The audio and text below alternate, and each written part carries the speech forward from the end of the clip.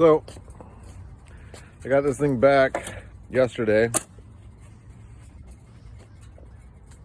It was that 2020 Iron 1200. It's the 6th time now it's had to go in for a little battery light that pops on right down here. This guy right there, because the charging system was fried. So it was number 6. They had it for like a week. They had a guy come in from the actual Harley dealership or Harley-Davidson manufacturing company to do the work instead of the mechanics they have up here at the local shop. This is number 6 though.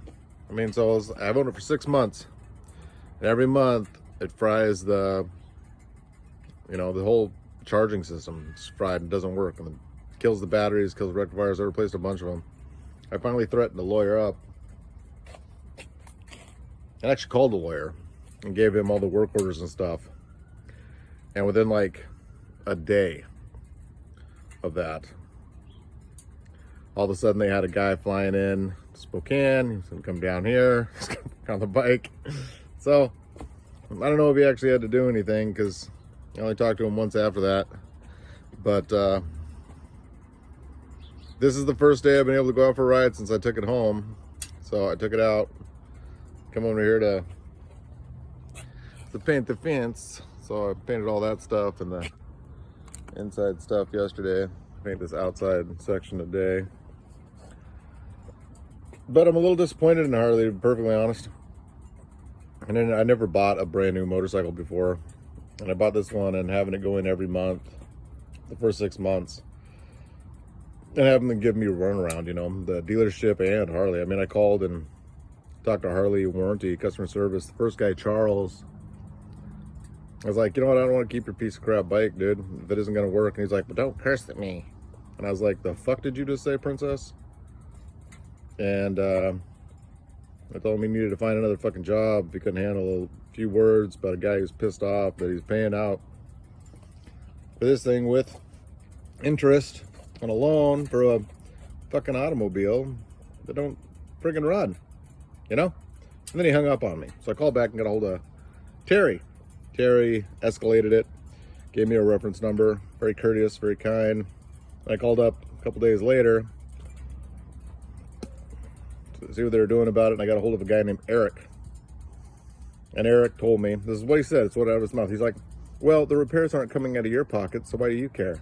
Are you kidding me? You go anywhere and buy a car, buy any vehicle, and you have to take it in every month, or basically tow it in every month to the shop so they can fix it so that it works for another month. Now, when your warranty runs out, then what do? You just have a non-working vehicle you're still paying on for a couple of years? Does that make sense to anybody else? Because it sure and fuck didn't make sense to me, but that's what Terry said. Why do you worry about it? It's not costing you anything. Well, if you fucking idiots can't fix the damn thing, then in 2 years when the warranty runs out, I have a non-running bike that I got to pay out of pocket to go have somebody fix. And I sure in the hell I'm going to take it back to a Harley-Davidson shop. So other than that, it runs fine. But this is the first day. This is day 1. So we'll see how it goes. So far, I am unimpressed with Harleys. I mean, I like the bike. It's not great at highway speeds. Kind of wobbles around over 75, 80. I mean, I've tried, all the little stuff, changing the tire pressure, took the windshield off of it. That seemed to help a little bit, but not, I mean, barely. I mean, it's the same. But for around town, it's fun, I guess. It's just a really underperforming motorcycle for a large cost. And I just couldn't recommend a Harley to anybody. Now, I did get a test ride a CVO. And the one I test rode for the half hour, whatever I rode it around, was one of the most agile, big bikes I've ever ridden on. I mean, it was pretty fancy. The handlebars sucked on it, but everything else was pretty nice. So if you got a CVO, I bet it runs good, because those things cost like 35 grand. But that's the story on this thing. we'll see what happens in a month. If it goes down again, I'm definitely gonna sue the shit out of them. They're gonna give me a new bike or give me my money back or whatever, but I'm not gonna deal with a defective product. So right there, it's my review after 3,000, I don't know, 3,200 miles on a 2020 Iron 1200. Don't waste your fucking money. All right, y'all have a good day.